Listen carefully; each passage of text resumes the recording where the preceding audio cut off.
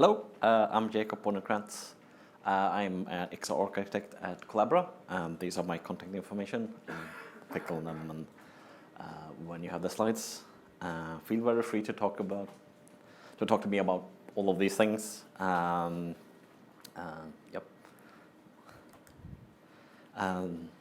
So this is what I'm going to talk about. I'm going to give a very quick introduction to XR, what a frame is, because that's one of the most important thing, and basically what I have been focusing a lot on when it comes to tracing.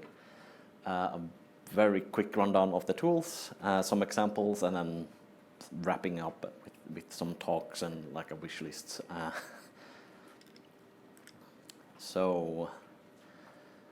Yeah, before we start, I have already learned a whole bunch of things here, and I'm very grateful for being here. I would call me new user when it comes to tracing, so I felt slightly in the deep water when I was in the server client stuff, when people are talking about billion devices and tracing and stuff like that. But it was very nice. And also, I may just missed features in some of the wish lists down the line. And I'm mostly focused on desktop Linux. So for those people with have been using tracing on Android, some features aren't just there, and so my perspective is from that. So a quick introduction to XR. Let's see. Yeah. So what is AR and VR is usually the terms that you have to hear, also known as XR. My definition, or the definition that my group of people use, is X just means replace with A or V.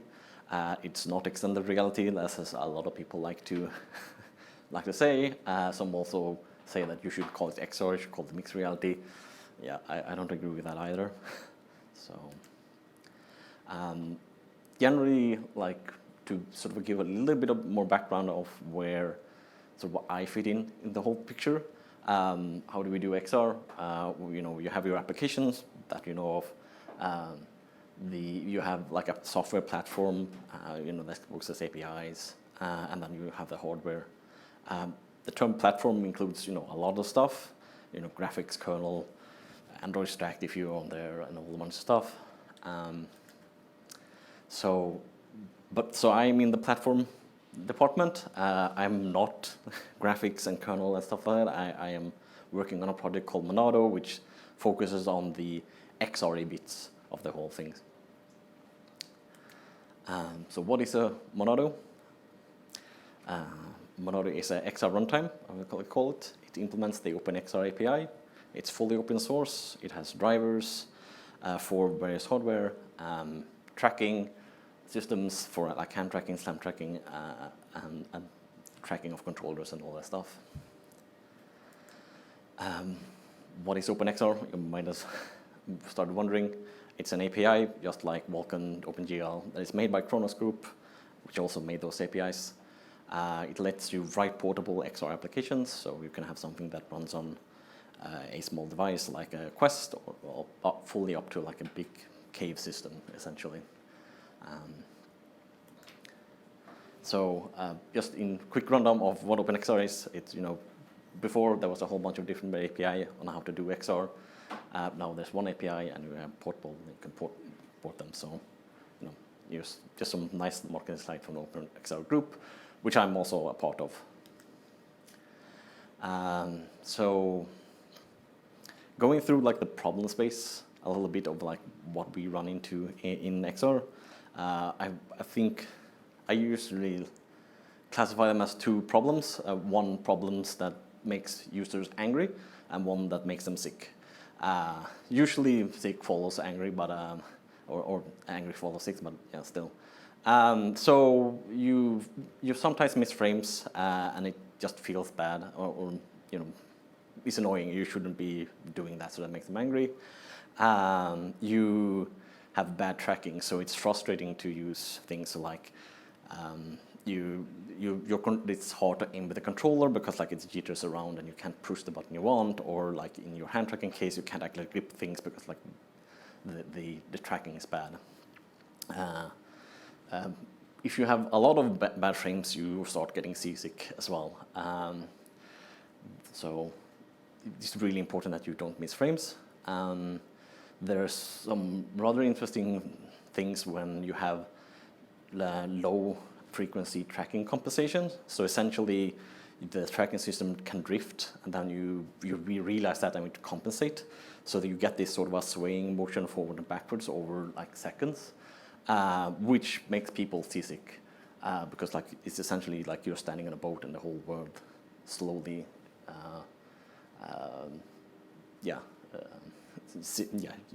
you get confused.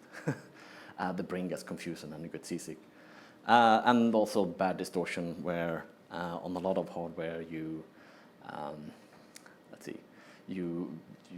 have these lenses to make sure that you can see the screens, and that distorts the image. So you have to like that has to be good, and that is surprisingly hard to get right. So that can also make you seasick, because like it's like the whole world warps in front of you. So digging in a little bit on frame misses. We have a popular game called Beat Saber. Each song is about 2 to 5 minutes. And if you were to miss a frame every single song, the user would like notice that. That would be noticeable and not something that will dismiss, oh, it's just something. Like, yeah, you're missing a frame, every song is bad. So like, we have to not miss a frame for that period. So that's, in the upper bound, 10 minutes. And on a high-end system, it's 144 hertz per frame, per seconds, frame time 7-ish, and then you have like 86,000 frames, all that have to hit, except one. So hit rate of 99.999. So that's sort of the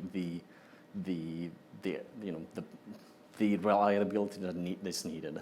And I guess like for really large systems, that is also the same. Like you need to hit like 9s plus a whole bunch of other 9s request for like a server, or there's a lot of angry people. But yeah, it's a lot harder when you have a GPU and like a very async system,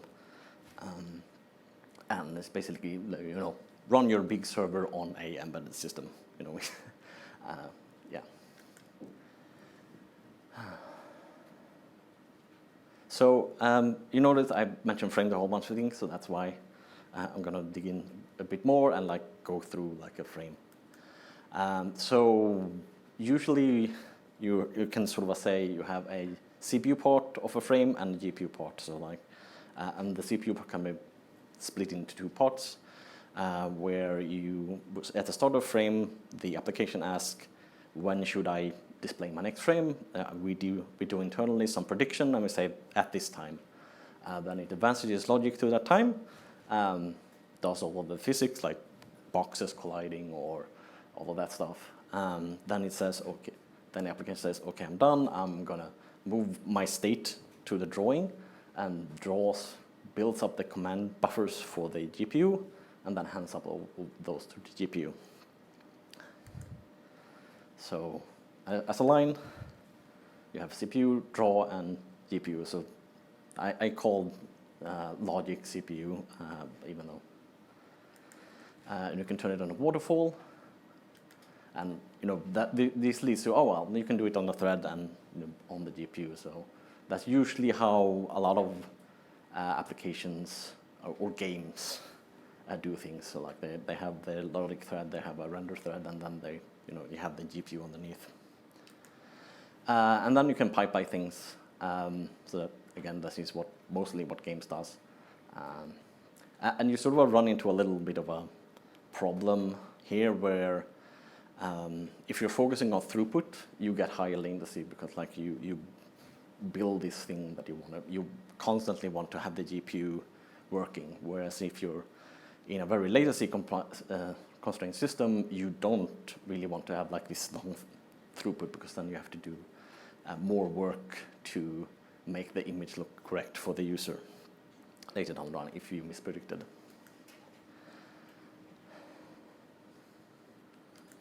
So tools, Perfetto, I don't don't think I need to go through it more than that. I have used it quite a bit. I started off with writing my own like tracing thingies. That didn't work well, and I used to use Perfetto. And actually, the initial version fed into like the tracing in Chrome, but I just switched to Perfetto outright once I got tipped by a colleague about it. I also made some homegrown things for Monado. Basically dump out a lot of the data that we have internally. I could probably have extracted all of that, most of that information from like the Perfetto dumps, but I don't know SQL. So, and also like this works all the time. I don't have to tell my users to build Perfetto and all that stuff, so it's slightly easier to integrate. So it dumps it out to a protobuf, slurps up in Python, and then visualize using Bokeh. So then it's examples. Could you switch to laptop? Maybe. Here we go. So this is a trace that I have made. You can see sort of the startup period. And I really like this. For me, this is like I can so much better understand what's going on in the system. I'm like part of my GDB usage or debugger usage has been replaced by just running the application in Perfetto and seeing where things go. One fun thing you can see that I saw is like, so these are the updates we get from the hardware from the IMU. We get one about every milliseconds or so, and we get this weird pattern. And I have no idea what this is. I have to ask Valve because this is their hardware. But like, why does it slow down suddenly about every 300 milliseconds or so? Who knows? So what I want to show was here. For those that have looked at like Surface Slinger traces and stuff like that, very familiar. We do a whole bunch of stuff over and over again, and then suddenly you have this like something that goes out wrong. So if you remember, let's start here first. So if you remember the slide with the frames, you can see, again where we sleep up until we want to do some CPU work. It's a very small slice. And then we do the drawing, and this is like where we're waiting for the GPU. So that's the client. And then underneath that, we have the timing information from the internal compositor that sort of takes what the client has produced, warps it, and does all of that. And it again mostly sleeps. I haven't listed the CPU work time here, but like this is the time that the timing system allotted for the compositor to work. This is the actual GPU work, about 300 microseconds, really quick, and a margin to when the image needed to be done by the GPU and like picked up by the display engine and sent to the device. So we can see here that all of a sudden the GPU time took a lot longer for the main compositor. We even missed the frame here, so this is when the frames goes, and because of that was also built up, so this also caused another missing of frames. So I probably should figure out why it's missing the other frame when it doesn't really need to do that. Oh, sorry.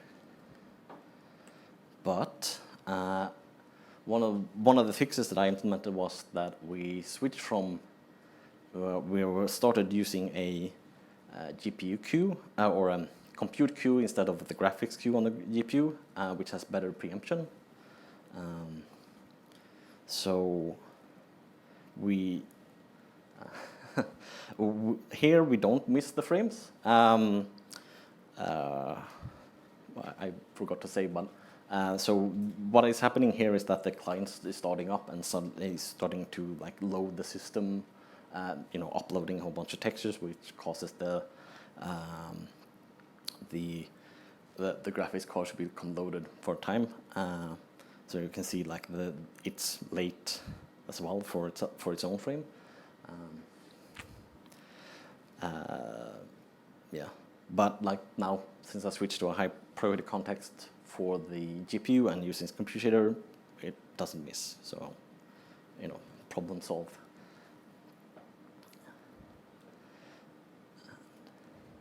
So about the tools. So this is like the output from the metrics tool. It's just a Python script that you run on the output file, so I don't need really to show that. Everybody loves box graphs. You can see like the CPU time for the session is the application. The CPU time is very much always the same, and very little, at least for that location. You can see that suddenly that we have our outliner out here. We have the same box graph for the system, which is the main compositor. Here we can, and then we have those traced out. So like this doesn't give you the context of like what happened here, but if you look at those times graphed out, you can see like it's the first frame. So it's not the end of the world. We probably don't need to look into it. That's just what happens with startup when the application has uploaded a whole bunch of textures or uploading it. It's probably going to be something bad. These are the absolute times for the various things. It's kind of funny that every 5-ish frame or so is quicker. So lots of information relative to the predicted time for when the GPU should be done. I can sort of zoom in and see that we were around the area. If I had more math, I would like figure out what the percentile and stuff like that, and shift it down so they will always hit better. And here's the same, but relative to when the picture is actually shown. So you can see like the latency between when the CPU work ends, when like logic happens, to when the frame is actually shown is like 10, 11 milliseconds or so, which is quite good. The numbers are, if you're doing AR, you need like 5, so we're not there, but if you're doing VR, you have like 20 milliseconds of like end-to-end latency, so we're pretty good there at least. These are the main compositor again, or the system compositor. For some reason, it's taking a whole lot of more time at the start when there's no client connected. Don't know, I need to look into that. I made this like a week ago, so I haven't had the time to look into it. And the same, and you can see like this is where I miss frames. So this is the predicted percent time and like when it actually happened. That's right. So, and this is the associated capture trace, and you can see sort of like, yeah, we missed here. Can you switch back, please? Oh, that's not right.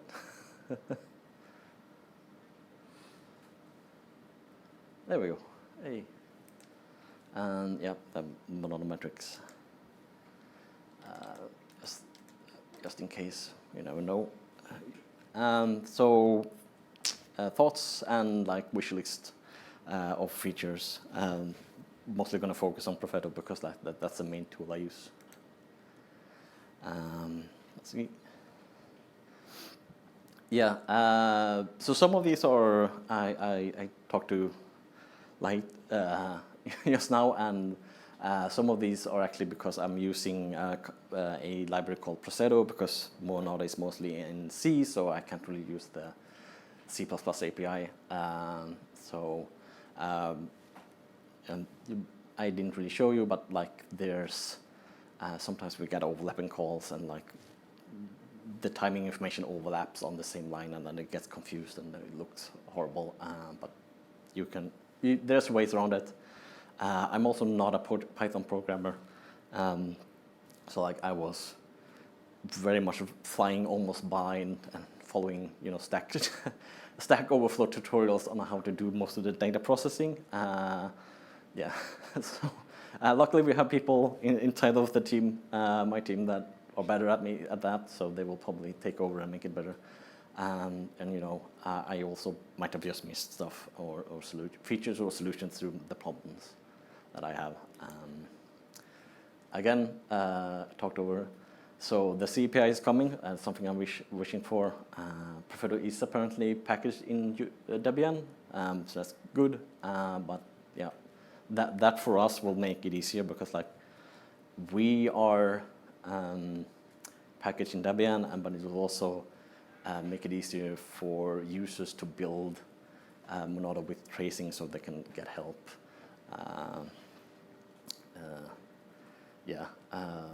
Because like it's having to build it yourself. It's an extra step if you have to install it and install that stuff. But so that would be good. Also, again, I asked for a easy to use AAR, but again, they are working on it. They need a C API. Once that's done, they can make it all, get it all into Android proper and get it working. So like, yeah, my problems is already being solved, which is good.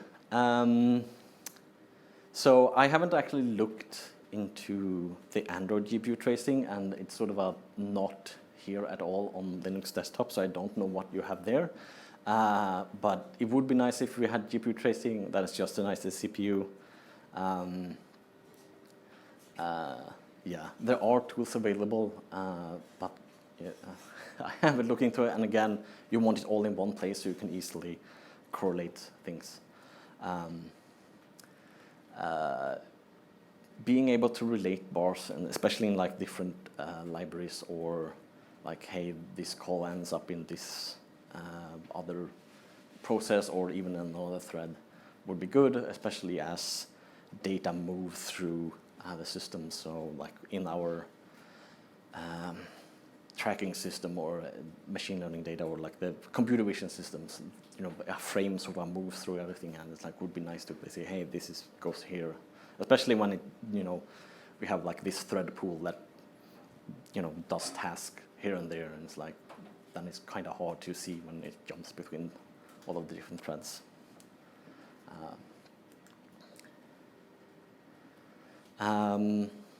In general, I think like it's a little bit hard to see the latency in the Perfetto UI.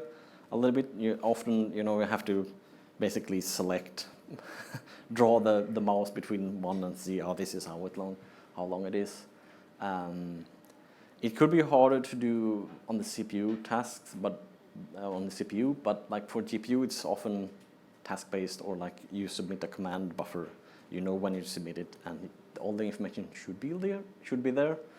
So like I have a little suggestion. So you sort of have these three works from different processes on the GPU, and when you hover over one, you can sort of see when it was submitted and like the time between the.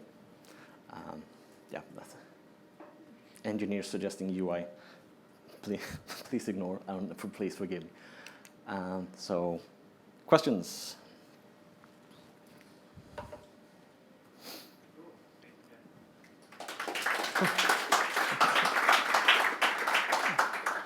Put your hand up if you would like to ask a question, and I will bring you the microphone. All right. The presentation successfully answered all of the questions. Best presentation. Thank you. Cool. Yeah. Okay. Thanks very much. Thank you. And